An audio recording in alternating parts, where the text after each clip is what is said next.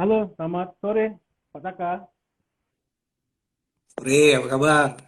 Baik, Pak Taka. Wah, ini Suaranya jelas ya? jelas sekali, Pak. Ya, yang penting suaranya dulu nih. Kalau orangnya nggak jelas nggak apa-apa. Suaranya, Kalau Pak. suaranya mesti jelas dulu. Kalau orangnya nggak jelas tuh nggak apa-apa. Apalagi cowok nih suka nggak jelas orangnya. Ya, salam Kabar, Pak kenal ya? ya, Sehat, Pak ya? sama Mas. Alhamdulillah sehat. Sama Masnya Pak Emil ya. Iya, benar, Pak. Jadi selama ini kita saling Oke. kenal tapi nggak belum pernah ketemu, Pak ya. Ya ya, sorry ya. Oh, Tadi juga belum sempet. Tadi baru kelar urusan kantor. iya, Pak. 5.35 ya, sholat asar sebentar, langsung buru-buru ke sini. Siap, Pak. Ya. Oke, Pak Ya, Taka. baru baru 19 orang yang join ya. Iya, Pak. Sampai jam berapa? Sampai jam 5 ya. Jam 5, Pak. Hmm. Oke. Boleh, Pak, sambil kita menunggu yang lain, kita ingin Ya, bincang-bincang sedikit, Pak, tentang Pak Taka nih. Karena ya. terus terang banyak yang bertanya, Nil, siapa sih Pak Taka? Nah, itu. Hmm. Karena TGC kan selama ini kan dipegang oleh teman-teman kita sebelumnya, Pak ya. Itu Bapak tahu. Ya. Dan banyak juga klien tanya sosok orang Pak Taka itu gimana gitu, Pak. Silakan, Pak. Oke. Saya ya, sebenarnya saya tuh gimana ya? Eh, Mas Emil ya, panggilnya apa nih? Ya, Emil boleh, Pak. Emil. Ya, Emil ya. Mas Emil aja ya. boleh, Mas. Eh, Ya, saya Taka ya. Saya lengkapnya Taka Liungang. Kalau dari nama, kayaknya bukan orang Palembang ya, karena Iya. namanya dari Indonesia Timur gitu ya. Karena Manado, Pak ya. kebetulan Sangir Talaut, Kawanua lah Oh, ya, Sangir Talaut. Ya, jadi Manado di atasnya lagi. Cuma ibu saya orang Palembang asli. Saya lahir dan oh. besar di Palembang. Saya juga kuliah S1-nya juga di Palembang. Jadi, tapi saya Isi, Pak ya. tamat kuliah langsung bekerja di mana di Jakarta. Seperti layaknya kebanyakan orang Palembang ngerantau. Lalu setelah sekian belas tahun kerja di Jakarta, ya namanya juga nasib ya nggak. Kita kadang-kadang nggak tahu ya perjalanan hidup ya. Rupanya mesti balik lagi ke Palembang. Palembang. Ya, jadi di sini ya memang nggak kayak Mbak En yang tenar ke Sohor. Kalau saya sih pada fase di mana ya main behind the gun lah ya. Jadi kita cuma memastikan proses bisnis perusahaan berjalan dengan baik, pemimpin-pemimpin kita juga yang di perusahaan itu bisa mencapai goals-nya masing-masing, ya jadi kita lebih kepada kayak gitu ya. Selain itu saya juga punya bisnis sendiri di Jakarta, kemudian jadi investor juga kecil-kecilan. Jadi jalanin tiga itu jadi karyawan, punya bisnis sendiri, jadi investor kecil-kecilan. Kayak gitu. Oke, mantap nih. Orang Palembang maju Ya, nih berarti nih. Oke, Mas Aka. Jadi selama suka dukanya di CAG nih, Mas. Kan juga kadang-kadang ada maaf, wah ini kan kita tahu sendiri TGC kan perahlian Mas ya dari CAG ke TGC Mas ya. ya. Nah itu kan kadang-kadang kan ada wah di bawah pimpinan ini seperti ini, komplek ini di bawah bapak ini seperti ini. Itu gimana Mas menanggapinya Mas? Oh iya, sebenarnya sih kalau proses transformasi ya, baik yang dari perusahaan kecil, menengah, atau besar itu pasti akan mengalami gejolak tergantung daripada tingkat relevansi perusahaan tersebut kepada kepentingan publik. Jadi kalau misalnya kita ini kayaknya perusahaan perminyakan gitu ya, misalnya kayak Pertamina gitu ditransformasi, nah itu pasti sensitivitasnya tinggi sekali karena itu menyangkut hajat hidup orang banyak, benar nggak? Benar Kalau Mas. real estate itu mungkin di level menengah, jadi sebenarnya ya orang butuh nggak butuh gitu ya. Nah, memang ada perubahan dari yang dulu sampai yang sekarang. Tapi yang dulu itu juga sebenarnya kan pemegang saham juga kalau menurut saya ya. Tapi dia karena Ya, dia ada saham di tempat kita, tapi dia silent partner. So far sih saya merasa tidak ada perubahan yang signifikan. Kita sebagai manajemen yang baru berusaha untuk jauh lebih baik. Mungkin Mas Emil udah tahu ya kita kalau di real benar. estate itu yang nomor satu tuh sebenarnya salah satunya ya adalah penambahan fasilitas di misalnya ya kita ambil contoh indikatornya penambahan fasilitas di kompleks ya di sarana ya, Ya, di ya. lingkungan kita. Ya itu terlihat jelas ya kita penambahan fasilitasnya ada driving range yang rencananya kita juga ada kalau misal memungkinkan kita bikin lapangan golf sendiri karena lapangan golf itu juga modalnya besar sekali ya bisa sampai 80 sampai 90 miliar untuk bikin satu lapangan golf. Kalau driving range itu kita jauh di bawah itu.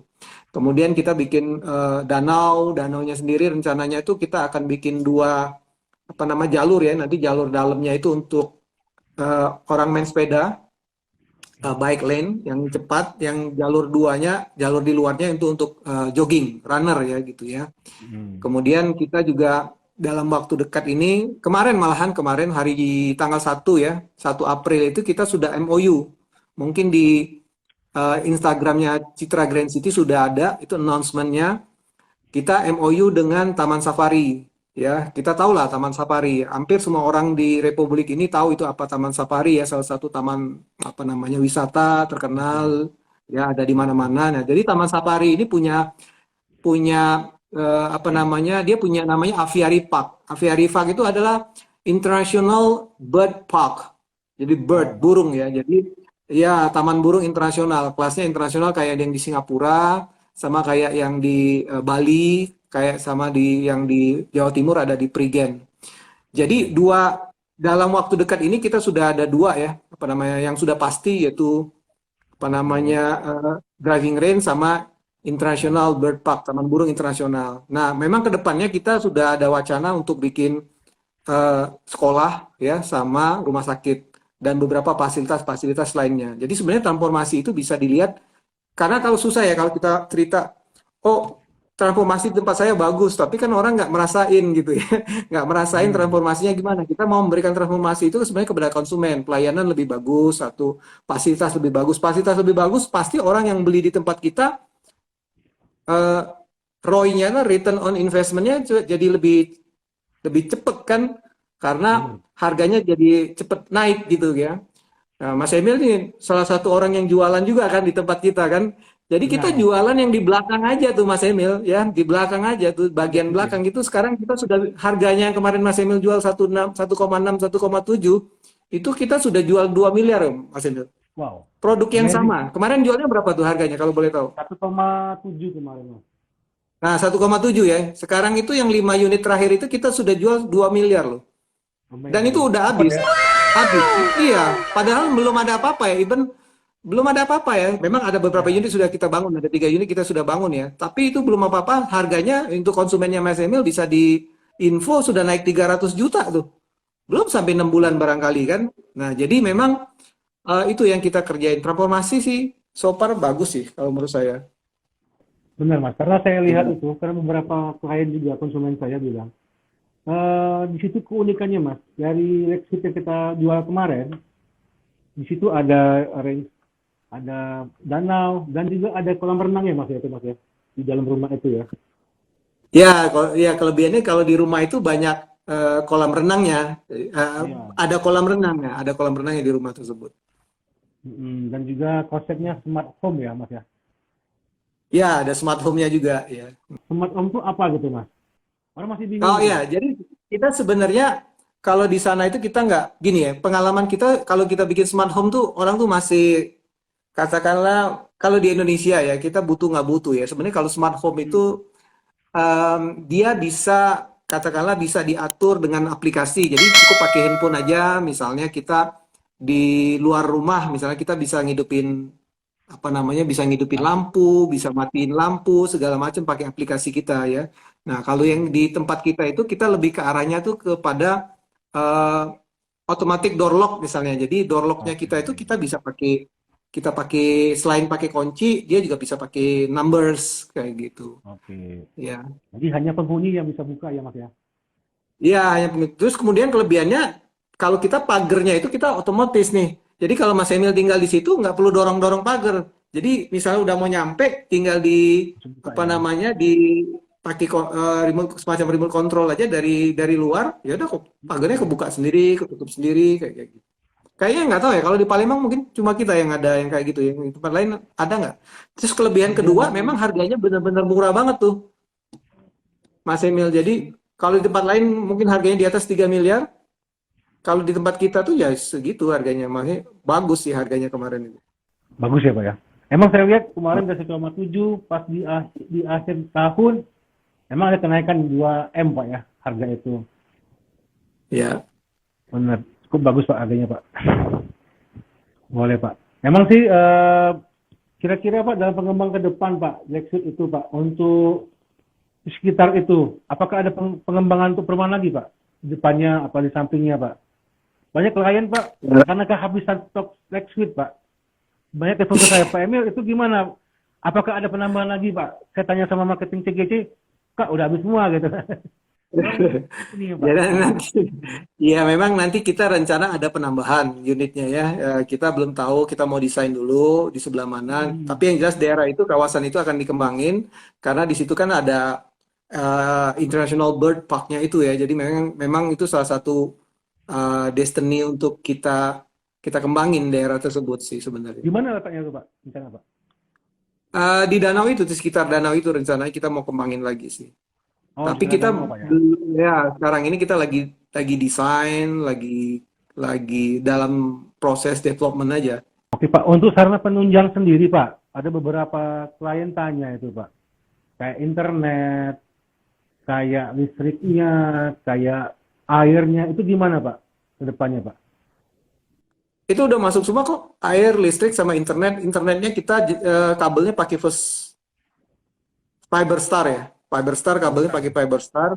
Ya, nanti di dalam Fiberstar itu nanti ISP-nya, Internet Service Provider-nya itu macam-macam. Bisa CBN, bisa MyRepublic kayak gitu. Tapi Oh gitu ya. kabel internetnya sudah sampai ke situ.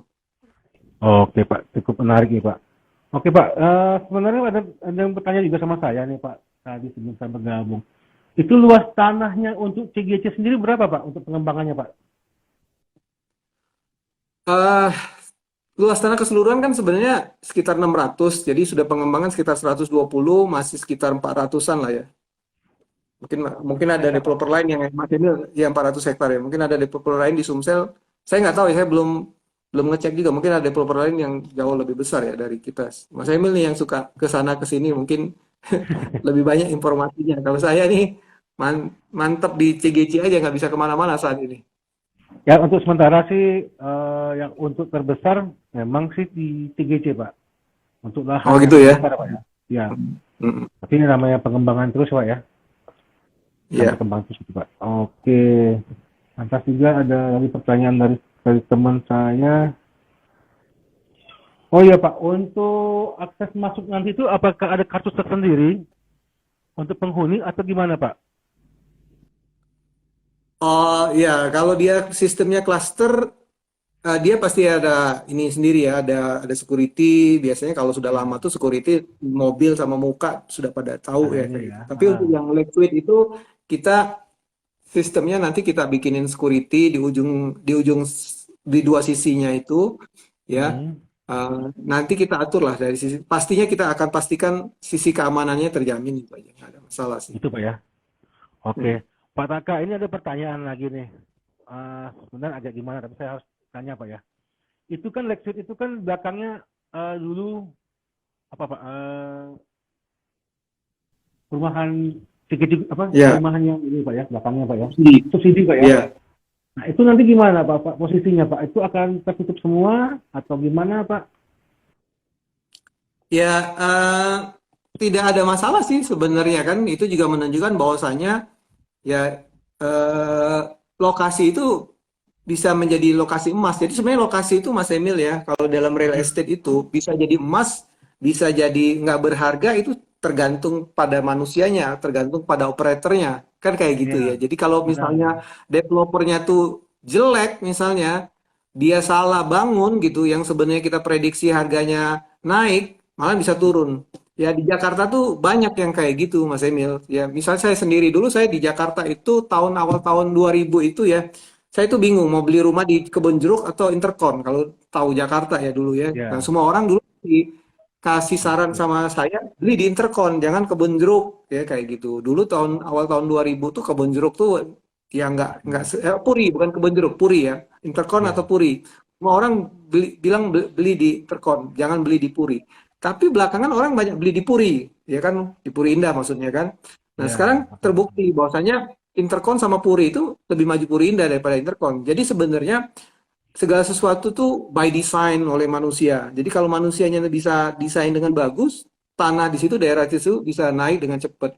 Jadi sebenarnya kalau menurut saya itu nggak ada masalah sama sekali. Terbukti kita jualan coba aja 15-14 unit habis gitu ya. Dan apalagi di danaunya kita mau mau invest juga, ya kita kan investnya gede ya, bukan hanya Iya, 100-200 juta ya, miliaran di situ. Apalagi ada taman burungnya juga miliaran, jadi harga tanahnya nggak ada masalah sih sebenarnya. benar Pak. Itu juga ya banyak klien yang kemarin pikir-pikir udah terjual akhirnya menyesal. Pak Emil, udah sama mereka buka lagi lah Ya katanya. biasa lah kalau menyesal tuh belakangan, nggak ada yang masalahnya di depan kayak gitu ya. Benar. Iya. Mungkin Bapak tanya sama marketing Bapak. Kemarin saya sama klien saya kan tawarin. Pas sudah habis, aduh buka lagi gimana? Ada kemungkinan Pak, buka lagi Pak. Nanti kalau buka kita info ya. Iya Pak, itu gimana ya? Saya terhutang sama klien saya Pak, untuk itu Pak. Nanti kalau buka kita info. Boleh Pak, oke. Jadi Pak, menurut Pak Tata, konsep rumah kita ini sesuai nggak Pak dengan untuk masa pandemi ini Pak? Oh, pandemi ya. Bukan pandemi, Ya, endemi katanya sekarang ya, pandemi sudah ya. endemi ya. Ya, Iya. Jadi sebenarnya kalau rumah endemi itu minimal ya, menurut saya ada 3 hal yang harus dimiliki dari rumah yang berkonsep bersahabat dengan endemi ya, atau bersahabat dengan masa saat ini. Yang pertama, dia memang berkonsep kayak ada sirkulasi udara ya, itu mesti bagus. Kedua, kalau bisa memungkinkan, dia juga ada semacam taman gitu di dalam rumah segala macam. Jadi lebih memungkinkan untuk sirkulasi udara sama sama matahari, itu satu. Yang kedua, kalau kita sebagai developer, memang kita kalau bisa ya dibikin kayak, karena orang ini banyak apa ya namanya, banyak work from home kan. Jadi kita mesti ya, ada kayak space nyaman khusus di mungkin ya. mana, iya, di mana orang bisa kerja atau yang lain gitu. Biasanya sih kalau dulu kan orang kerja suka di meja makan, apa masih memungkinkan konsep kayak gitu, kerja di meja makan, bisa atau enggak? Paling enggak ada ada zoom cornernya. Kalau rumah saya nih nggak ada zoom corner, di belakangnya udah dapur nih kalau bisa lihat nih. Langsung ya Pak ya. Dapur Benar. namanya. Karena kebetulan keluarga saya di Jakarta, jadi saya nggak ada. Tapi saya punya kalau rumah ini menurut saya ya sudah oke lah untuk konsep endemisan ini. Karena ada yang bisa saya banggain nih. Sorry nih Mas Emil. Ada saya Ya, banggain nih. Ada kayak garden kecil nih. Mungkin kelihatan nggak nih? oke. Ya, kelihatan Mas. Kalau di mundurin gitu. Ya kan Nah, ada ya. kayak ada gardennya ya. Jadi ya ada oasisnya di mana kita bisa nyaman lah di rumah kayak gitu. Jadi pertama rumahnya tuh sirkulasi udara, sirkulasi mataharinya bagus, kemudian ada untuk zoom cornernya, nomor 2, nomor 3, ya kalau bisa ya ada kayak taman kecil apa. Terus yang mungkin tambahan juga sebenarnya konsep rumah endemi itu saya perhatikan sekarang orang tuh lebih suka nerima tamu tuh nggak di dalam rumah kan, di Benar, luar benar rumah. Pak. Jadi mungkin terasnya tuh, kalau dulu teras itu cuma tempat singgah, kalau sekarang dibikin teras tuh gimana caranya supaya kayak bisa terima tamu, ya cukup di teras saja, nggak perlu di rumah. Nah itu mungkin challenge lah buat arsitek, desainer interior, gimana cara cara bikinnya. Jadi sebenarnya Ya, kalau konsep jualan rumah nih, sedikit buka buka kartu lah ya, tips and trick jualan rumah itu sebenarnya market itu kita yang drive kayak gitu kan.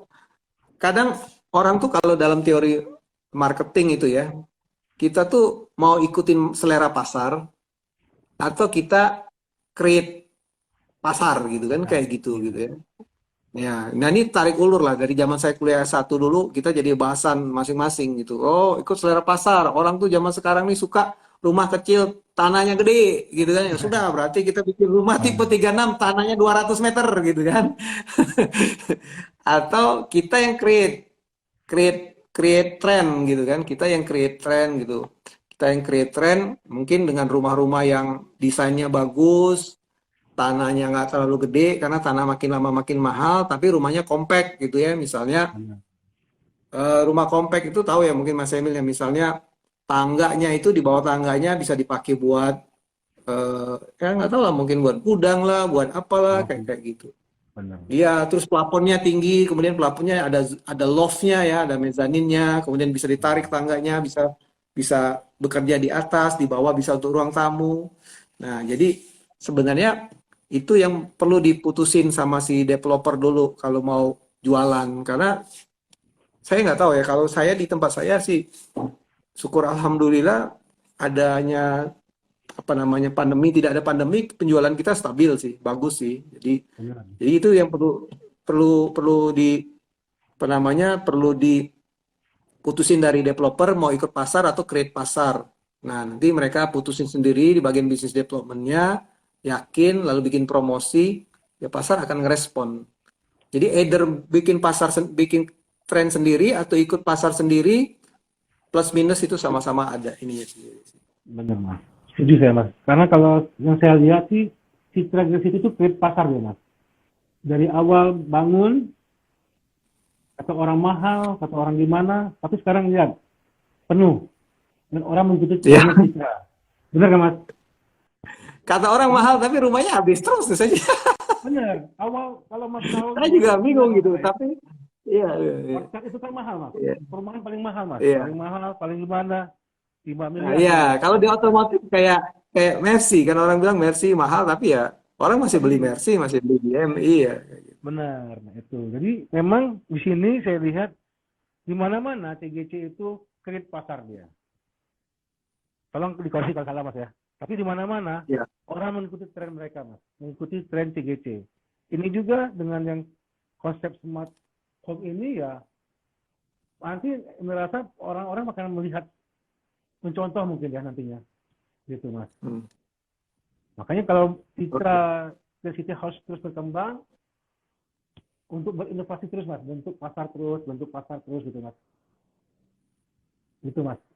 Benar. Jadi memang industri real estate itu nggak beda dengan industri-industri yang lain ya, otomotif, Benar. fashion segala macam. Inovasi itu harga mati. Kalau nggak ada inovasi ya kita ya gitu-gitu aja. Namanya manusia itu kan ada boringnya ya. Jadi dia akan ada satu titik di mana orang tuh sudah nggak mau lagi ke tempat kita karena kita nggak ada inovasinya, nggak ada kreativitinya, lalu dia beli ke tempat orang lain. Karena kenapa? Karena sebenarnya dari inovasi dan creativity itu orang creating value sih sebenarnya Mas Emil. Kalau Benar. konsep yang apa konsep yang lebih tinggi ya sebenarnya kan. Kenapa sih kita mesti kreatif? Kenapa kita mesti inovatif? Karena kita creating value. Jadi saya tuh selalu ngajarin ya sama marketing saya, nggak usah lah jual-jual rumah lagi. Kita mana pernah mau jualan rumah di CGC ini. Kalau jualan rumah tuh pasti kalah lah. Rumahnya gitu-gitu aja. Ada ruang tamu, ruang tengah, living room ya, kamar tidur, kamar mandi, ya Ya, ada. benar, Mas. Kita tuh selalu jual beyond that things ya. Jadi misalnya kita jual lingkungannya, kita jual apa Pasti. fasilitasnya. Jadi ada Ah, sesuatu unique selling point yang orang different lain ya. nggak punya. Ya, orang lain Betul. nggak punya. Ya. Jadi ada value proposition yang orang nggak punya. Ada uncopied advantages lah kalau bahasa anak muda saat ini ya. Ada keunggulan-keunggulan yang nggak bisa di copy sama developer lain. Nah itu sebenarnya kita yang mesti cari tahu sendiri. Apa sih keunggulan-keunggulan itu? Karena kalau kita keunggulan kita tuh sama di perusahaan yang lain, jadi ya generik produk kita itu. Nah kalau generik itu biasanya gampang Tiru. dipatahkan, ditiru ya. Misalnya, oh kamu tipenya tipe 80, saya juga tipe 80, luas tanahnya 200, saya juga 200. Ya sudah, kamu harganya berapa? 2 miliar. Ya, saya 1,5. Sudah. Nah, kalau kita kan nggak kayak gitu. Kita bikin sesuatu yang orang lain tuh Benar. nggak bisa jual, nggak bisa tiru gitu. Itu yang makanya business development tuh is very important di dalam suatu perusahaan. Karena dia yang jadi think tank-nya, tukang mikirnya. Benar, Mas. Itu yang memang itu yang membuat Citra lebih unggul, Mas. Bukan saya gimana, tapi memang konsumen lain kayak saya bilang Citra memang paling unggul di dalam inovasi memang. Itu tidak untuk kemungkinan. Yang developer lain belum ada, Citra sudah ada gitu. Itu yang Ya, makanya menjadi sama-sama lah. Kalau saya sih ngelihat developer lain itu kan nggak pernah sebagai kompetitor ya. Kita nggak ya pernah lah. tekanan ya. Kita ngelihatnya sebagai teman gitu ya, karena masing-masing itu punya marketnya sendiri-sendiri. Buat Citra Grand tuh banyak di sekitarnya developer-developer kecil kok. Kita nggak pernah Hmm, ada masalah. Ya, jadi buat kita kalau mereka bisa jualan, kita kita jualan itu kan rame daerah situ. Sekarang ini kan Talang Kelapa, alang-alang lebar ini, wah beda banget dengan 10 tahun yang lalu. Benar, udah rame mas. Iya kan? Beda banget, udah rame banget. Kalau dulu mungkin Banyuasin tempat anak buang anak, jin Gimana? buang anak. Kalau sekarang mana? Keren daerah sini. Kayak gitu. Tanpa harus memproklamirkan bahwasanya daerah ini keren, ya, keren dengan sendirinya. Karena saya merasa memang di zaman modern saat ini tuh sebenarnya jargon-jargon itu orang nggak perlu sih. Jadi kalau kita tuh kayak jadi kayak quote in quote tuh kurang kurang intelektual, kampungan lah istilahnya gitu ya. Kita bikin jargon gitu. Inilah gitu kan. Karena zaman sekarang ini beda dengan zaman tahun 80-an dulu di mana orang tuh makan jargon. Kalau sekarang ini orang tuh makan bukti. Mana buktinya kayak gitu.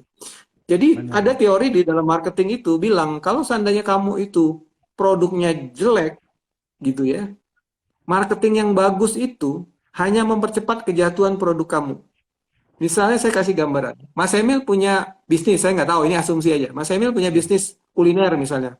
Jualan apa ya? Jualan nasi goreng lah kayak gitu ya, nasi goreng. Kalau pempek, semua orang jualan pempek. Benar. Nasi goreng Mas Emil tuh biasa aja, B aja. Mungkin kategorinya nggak enak misalnya kayak gitu. Tapi Mas Emil ini jago marketing. Karena pengalamannya marketing kemana-mana, sekolahnya di mana-mana. Nah, lalu Mas Emil promosiin kemana-mana. Semua orang tahu, sepalembang raya ini tahu bahwasanya Mas Emil itu punya bisnis nasi goreng. Padahal nasi gorengnya nggak enak. Nah, itu menyebabkan bisnisnya Mas Emil itu lebih cepat jatuh daripada sebenarnya kalau Mas Emil gerilya kayak gitu. Jadi marketing itu jangan hanya dilihat sebagai sesuatu ilmu yang pasti bawa promosi gitu ya. Pasti dapat hot prospect, bisa closing, nggak juga, nggak sesimpel itu sebenarnya. Jadi banyak, ya minimal kita 4P-nya itu ya harus benar-benar diperhatikan. Produk, price, promotion, sama people-nya itu mesti dijaga masing-masing. Benar mas.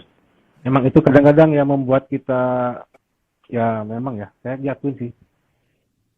Seperti itu memang harus diasah terus mas. Dikembangkan terus untuk perumahan mas. Hmm. Oke, kira-kira mas, ada ini. Oh iya mas, mau tanya lagi nih. Setelah itu untuk ini ya, untuk exit ya mas ya. Itu kan 2 tahun lagi jadi mas ya, di sana. Ya, 18 bulan ya, kurang lebih. Bulan ya. Nanti itu perawatannya itu mas tetap diarahkan ke developer atau nanti misalkan sama pemilik atau gimana mas? Ini ada pertanyaan juga mas untuk exit mas. Perawatan nanti yang fasilitas umum developer pastinya ya, kebersihan, keamanan itu pasti kita yang handling kayak gitu. Makanya di sana nanti akan ada IPL juga gitu untuk bayar security, bayar kebersihan pasti ada. Tapi yang kalau yang di dalam rumah ya biasanya kan tanggung jawab si konsumen. Maksudnya ya. Oke mas. Itu mas untuk penjelasan misalnya kan 18 bulan nih. Si konsumen itu dikenakan IPL setelah berapa lama mas? Atau tetap free dulu dihandling oleh Nanti ada grace period, harusnya sih ada grace period, tapi berapa lama nanti kita coba lihat ya. itu ya, itu artinya. Iya, grace period. Oke. Lantas besaran IPL itu belum tahu mas ya? Ya, itu kan sama IPL, service charge nanti kita kasihin grace period, tapi berapa lamanya itu nanti kita putusin mau berapa lama kayak gitu. Apa ada grace period itu masanya masa nggak membayar IPL-nya itu berapa Iya, lama? iya. Sebulan, 2 bulan gitu ya. Ya. Benar. Nah, untuk ini Mas, untuk penghuni Lexus sendiri Mas, itu yang driving range itu apakah kita atau free Mas? Oh, driving range itu kita lagi bikin konsep ya. Kemungkinan untuk produk-produk ke depan yang beli produk sama kita, mungkin kita kasih free, misalnya 6 bulan misalnya, atau kita kasih free berapa ribu bola, misalnya rencana kemarin mau 6 ribu bola gitu ya dalam setahun gitu ya. Jadi bisa main 6 ribu bola. Mbak EN itu yang jago main golf itu kemarin udah latihan tempat saya, tapi datang sekali, besok-besok nggak nongol lagi. Kalau bilangin sama Mbak EN, kalau mau pinter main golf seminggu minimal 2 kali. Ya kan sticknya kita siapin tuh ada di situ. Pro-nya ada, pro tuh maksudnya pelatih ya. Jangan malu-malu, jadi main ke sini pukul. Kalau biaya murah banget Mas Emil, itu kan bola itu 100 bola itu kalau hari kerja Senin sampai Jumat cuma 80.000 Mas Emil. 100 bola. Iya, 80.000. Kalau kita pukul 100 bola itu, kita yang main golf aja kadang-kadang pinggangnya sakit. Sakit bener. Sakit Apalagi mas. yang baru gitu. Iya, apalagi yang baru. Jadi Benar. dari sisi biaya hampir menurut saya minim sekali ya kayak gitu. Tapi Iya. golf itu kan buat sebagian orang kan is very important karena kan kadang ngelobi di golf segala macam. Jadi kalau kita main golf ya mungkin untuk tujuan tertentu lebih cepat ya. Tapi ya logikanya nggak bakalan bisa turun ke lapangan ke Kalau nggak green bisa tracking. kalau nggak bisa mukul kan, nggak Benar. kurang bagus mukul. Nah, latihannya mesti di driving range, nggak bisa latihan di green, mesti latihan di tempat kita mukul yang bagus dulu, gitu. Kayak gitu. Benar. Nah, sudah mukulnya bagus, baru ada confident bisa turun ke lapangan untuk main. Nah, kalau udah main kan pemain golf kan rata-rata ya, yang hobi golf ya mungkin orang-orang yang punya, ya itulah ya, power, otoritas, segala macam. Jadi mungkin untuk tujuan-tujuan kayak gitu. Tapi latihannya Iya. tempat welcome. Jadi buat teman-teman nih ada yang nonton IG Live ini mungkin ada sekitar 300.000 orang ya, Mas Emil ya. Iya benar mas. Silakan, silakan datang ke driving eh, driving range kita, golf driving range kita di Citra Grand City. Memang saat ini kita lagi bangun clubhouse-nya. Nanti clubhouse-nya tuh ada restorannya, ya, ada segala lobbynya. Silakan datang. Saya rasa itu salah satu driving range yang paling bagus di Palembang ya. Iya pasti mas. Rumputnya bagus, bolanya juga bagus. Silakan datang, harganya murah, latihan golf di situ. Hampir nggak ada, ya murah banget ya, minimal banget sih. Cuma 80.000, 80 ribu 100 mas bola. ya. Maksudnya. Iya, kalau berdua itu masing-masing 50.000 udah capek mukul. Karena kadang-kadang taunya di golf nih, main golfnya kan. Orang belum bilang, wah belum selesai Mil ya, driving range-nya. Nah itu. Udah selesai semua mas itu mas ya, rumputnya. Udah, kalau driving range sudah selesai semua. Yang belum selesai itu clubhouse-nya. Clubhouse tuh biasanya orang kalau ke golf itu ke clubhouse dulu, ya, masuk lobby, istirahat dulu, duduk-duduk gitu kan. Ya, Kemudian pesan minum dulu, misalnya setelah pesan minum mungkin mau makan. Nah, ya, golf nah, setelah mukul mungkin kita siapin kamar mandi. Kamar mandinya gede, bisa mandi di situ, pulang ke rumah tuh udah kondisinya apa namanya enak. Atau kalau mau pagi-pagi. Jadi sebelum kerja main golf dulu, latihan dulu di situ, setelah latihan badan pasti keringetan kan, mandi baru kerja kayak gitu. Nah, itu kita lagi bangun berapa mudah-mudahan lah Mas Emil didoakan dalam waktu cepat jadi clubhouse-nya. ya. Kita tunggu mas, karena sangat ditunggu orang tuh mas. Banyak tipu ke saya, WA ke saya, kapan ininya, waduh. Itu mas Ya kata. yang nonton sini suruh main-main dulu situ, main golf itu. Ya kan? Latihan aja dulu. Benar, pukul-pukul, swing-swing ya. Nah, pukul-pukul ya nanti ada yang saya belajar. Saya juga belajar kok di situ. Masih pukul-pukul juga kadang-kadang nggak kena bola. Nah, berarti ada pro-nya ada mas Yana mas ya. Eh, ada sih, ada. Oke mas. Mudah-mudahan mas agak dipercepat kata klien nih pembangunannya. Ya. Gitu, Mas. Oke mas, satu lagi mas, untuk leg suite itu mas, pintu masuknya itu hanya untuk leg suite, penghuni leg suite, kayak ke belakang apa tembus ke tol atau gimana mas? Oh, oke. Itu pintu masuk sebenarnya itu public area sih sebenarnya. Jadi kita seingat saya itu public area. Jadi tapi public area kan tapi di dalam kawasan ya. Public Ya, area dalam kawasan. Jadi kita bisa apa namanya tutup misalnya jam 9 malam ujung yang di sebelah sana kita tutup. Jadi cuma satu arah gitu. Cuma bisa masuk dari sini. ya, Nah, memang ada rencana untuk nyambungin ke tol ya di bagian belakang situ mau nyambungin ke tol. Em, tapi kita mesti cek dulu. Kita belum sampai detail apakah nyambung sama jalannya Lexus itu atau enggak kayak gitu ya. Tapi itu memang daerah danau itu rencananya akan nyambung dengan jalan tol Kapal Betung ya. ya betul belakang ya, yang Kapal lucu. Betung itu ya Kayu Agung Palembang Betung. Kapal Nah, Betung mungkin di sana nyambung sama situ. itu mas ya.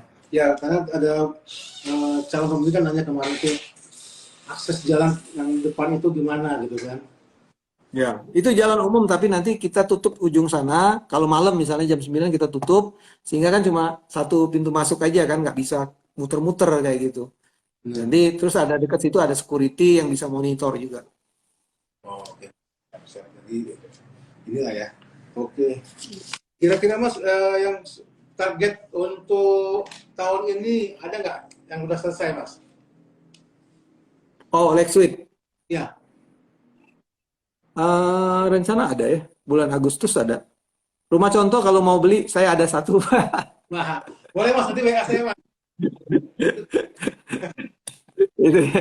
Ya kalau mau rumah contoh itu saya rumah contoh kayaknya bulan Agustus atau bulan Juli jadi ya itu ya. Udah ini ya.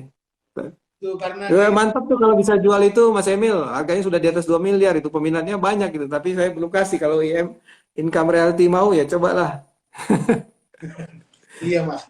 Karena itu saya terasa terutang sama klien Mas, jujur. Oh gitu ya. Karena itu Sayang ya. mikir pada saat udah jalan, udah naik harga, baru Ya. mau sana kan. Tapi produk kita banyak kok yang kayak gitu. Ada juga yang namanya Iris ya. Harganya cuman dulu 700-an, sekarang sudah 900-an. Rumah contohnya belum jadi, produknya udah habis. Padahal produknya kita launching cukup banyak, waktu itu 30-an unit ya. Ada beberapa produk yang kayaknya kayak gitu. Jadi kalau yang di bawah sekitar 25-30 tuh biasanya, karena kita bikin rumah contoh tuh lumayan lama ya, mungkin 12 bulanan gitu. Iya. Jadi kita bisa speed, kita tuh jualan produk 20-30 unit itu pasti di bawah 1 tahun habis lah gitu. Ya, jadi ini balik lagi kepada premis di awal, apakah transformasi CAG dari yang lama ke baru itu mempengaruhi? Saya rasa dari sisi bisnis kita nggak ada pengaruh yang signifikan ya, karena buat konsumen tuh sebenarnya mereka nggak peduli kok siapa yang bikin, yang penting mereka lihat, oh pelayanan masih bagus, fasilitas masih bagus, kualitas bangunan bagus, kayak gitu ya gitu ya. Kalau bisa harganya juga jangan naik-naik. Nah harganya CGC itu udah lama nggak naik-naik tuh Mas Emil, harganya maksudnya tuh harga awalnya ya starting price-nya tuh nggak naik-naik, tapi kalau harga sekunderinya ya banyak naik gitu. Kayaknya yang tajir melintir itu di CGC itu Bu Tita tuh. Saya lihat di mana-mana spanduk dia semua, Tita, Tita, Tita. Saya pernah tanya juga tuh, saya pengen beli satu gitu kan, karena rumahnya dekat rumah teman saya itu ya, di Somerset East itu ya. Mahal bener itu, 3,5 miliar gitu. Saya namanya manusia kan hobi ngitungin rezeki orang. Saya bilang kalau si Tita nih jual 3,5 M, komisinya berapa? 60-an Pak. Itu kan. Wah, saya bilang mau beli tapi saya nggak sanggup kalau 3,5 karena saya sudah ada ambil di. Kebetulan saya tinggal di CGC juga. Gitu Pak ya. Itu Pak emang Ya. dengan adanya primary yang maju, secondary kan mendongkrak Pak, semuanya. Ya. Kemarin kan orang Benar. kan underestimate ya Pak ya untuk CGC itu serang aja. Wah nggak berkembang, harganya segitu-gitu aja kan. Dari tahun ke tahun. Dari misalnya begitu 50 juta, jual 250 juta. Sekarang ini kan berkembang semua Pak itu Pak. Harga malah jauh-jauh. Itu Pak. Oh, iya, tapi memang untuk proyek yang besar itu memang ada kecenderungan kayak gitu ya. Dia agak sedikit stabil gitu. Nanti baru dia apa kayak pesawat terbang itu ya, mesti cari runway-nya dulu baru dia terbang kayak gitu. Kayak saya juga dulu pernah beli coupling tanah di Sinarmas ya, produknya Sinarmas di Kota Wisata. Kota Betul, Wisata saya beli coupling itu 10 tahun tuh Mas Emil, harganya tuh nggak banyak naik secara signifikan gitu loh. Kenapa? Karena waktu saya beli selama 10 tahun juga Kota Wisata jual juga produk-produk yang lain gitu loh, rumah-rumah yang lain, coupling yang lain, jadi ketahan terus harganya. Nah, pada saat dimana mereka sudah mulai berkurang penjualannya, harganya bisa 4 kali, 5 kali lipat terbang kayak gitu. Jadi benar. memang dia fenomenanya kayak gitu. Coba aja BSD. BSD yang zaman-zaman dulu harganya ketahan. Nah, kalau sekarang udah naik. Naiknya bisa berkali-kali lipat. Bintaro juga kayak gitu. Karena harganya ketahan sama eh, pada saat developer launching produk baru. Apalagi kalau developer launching dengan produk yang speknya itu mirip-mirip dengan punya kita. Nah, itu jadi lebih lebih bermasalah tuh. Kalau proyek ini kan beda Mas, beda sama sekali kan. Karena kalau konsep yang lama kan cuma cluster ya. Kalau yang baru ini kan ada smart home-nya, ada semuanya lah kan. Mungkin ya itu membuat harga lebih naik ya Mas ya. Jadi sebenarnya nggak semua orang tuh suka tinggal di klaster, Mas Emil. Seperti layaknya manusia ya, nggak semua orang itu sama, namanya juga manusia. Jadi ada pasar di mana orang nggak suka tinggal di klaster. Coba Mas Emil masuk Pondok Indah. Pondok Indah itu kalau di depan, Pondok Indah Raya segala macam gitu, itu kan Boulevard Pondok Indah itu kan rumahnya satu-satu kan, Ya, benar nggak? Baik dari ujung Pondok Indah Mall sampai yang di arah Lebak Bulus itu kan rumahnya satu-satu. Tapi di belakang rumah itu kan klaster-klaster semua. Jadi memang ada orang yang suka rumah satu-satu ya gitu, yang full detached gitu. Ada orang yang suka tinggalnya di klaster. Jadi kita coba mengakomodir kebutuhan-kebutuhan dari konsumen. Sebenarnya kayak gitu aja. Jadi apa namanya, kita tuh menjawab. Jadi kalau bisnis itu kan ada demand, ada supply. Nah, ya, jadi sebenarnya tergantung pinter-pinternya kita tuh mengidentifikasi demand. Nah, mengidentifikasi demand itu banyak yang perlu diidentifikasi. Pertama, berapa besar kekuatan demand itu. Kita bicara tentang profile customer. Profile customer itu biasanya pakai piramida. Bottom, middle, sama atas. Bottom tuh dari harganya berapa? Dari harga misalnya 50 juta sampai, kalau di Palembang mungkin sekitar 150. 700 lah ya, antar 300 sampai 700 gitu bottom ya. Kemudian middle-nya itu antara 700 sampai 1 M. Up-nya mungkin di atas 1 M. Kan masing-masing daerah beda-beda. Itu dari sisi buying power-nya. Kemudian demand itu juga bisa dari sisi apa yang kita bicarakan sore ini, dari sisi trennya. Ya, benar. Kalau dulu kan orang kepengennya tuh rumah tuh rumahnya jangan terlalu banyak, ada outdoornya, indoor aja semua gitu kan. Karena Palembang ini panas, janganlah bikin rumah yang ini, kita pakai AC aja selesai ya. Kalau sekarang kan trennya berkembang terbalik. Kalau bisa terima orang itu di lapangan aja depan rumah. Ada tamu Mas Emil datang ke rumah saya bawa kursi kan, kita nongkrong aja di halaman kayak gitu. Kalau bisa kayak gitu maunya kan orang zaman sekarang. Tapi kan enggak, kita coba akomodir. Jadi kita mesti lihat trennya segala macam. Jadi mengidentifikasi demand. Nah, demand itu kita validasi, benar nggak ada dugaan kita kayak gini. Ya, kalau misalnya benar, baru kita kasih supply. Makanya kita coba mengidentifikasi apakah kita mampu jual rumah 2 miliar di posisi belakang tanah kita gitu dengan mengandalkan strength-nya ini ada danau segala macam gitu. Kita start dengan harga yang menurut saya incredible, very cheap ya, 1,6 dapat. Di mana sih orang jual 1,6 miliar dapat kolam renang Mas Emil di Indonesia ini? Nggak Ya, tahu ya kalau di daerah lain ya. Kita 1,6 dapat kolam renang loh. Cuma di tempat kita gitu. Kenapa bisa begitu? Karena kita ada unggulan-unggulan yang kita bisa, value yang kita orang lain nggak punya, kita punya kayak gitu ya. Nah, kita bikin nggak banyak, memang cuma 14 unit. Habis nggak sampai 2 bulan gitu ya. Jadi memang itu membuktikan bahwasanya demand-nya ada. Nah, nanti kita tinggal tes lagi, tes lagi, tes lagi. Kalau memang udah benar kelihatan demand-nya, tinggal kita bikin banyak aja. Nah, kalau bikin banyak ya, coba gimana gitu kerja sama income-nya. ya, Pak. Kita atur, Pak. Boleh. Oke, Pak. Taka sudah mau buka puasa nih kayaknya. Jam Oh iya, oke, Mas Emil barangkali ya. Thank you very much for your invitation. Terima kasih. Good luck ya. Mudah-mudahan income realty bisa lebih gede lagi ya. Semoga bisa kerjasama di depannya. Oke, ke depan kita Oke, bisa lagi, Pak. yuk, oke. Terima kasih. Thank you ya. Thank you. Ya. Bye bye.